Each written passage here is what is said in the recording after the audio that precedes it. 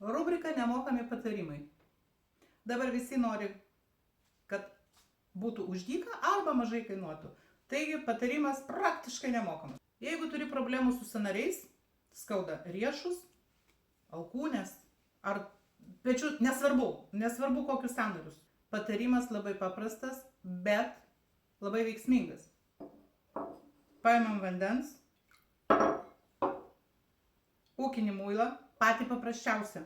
Kuo tamsesnis, tuo geriau. Į vandenį įmetam ir palaukiam, kol jisai suminkštės šiek tiek.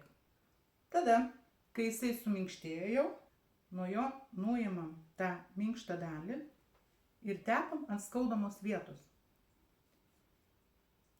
Aptepam visą sąnarį, apvyniojam plėvelę, nesvarbu kokią. Taip.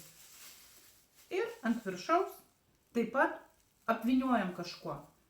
Aš asmeniškai darau, jeigu riešas, tai taip.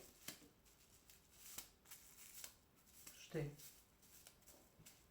Jeigu reikia jum ant kojos sąnario, pasiimkit paprasčiausiai maistinę plėvelę, apvyniokit. Uždėkit moteriškos pėdkelnės gabalą, kad jum nenusmuktų per naktį. Nes visą tai reikia palaikyti per naktį. Ir pamatysit, ryte jum neskaudės.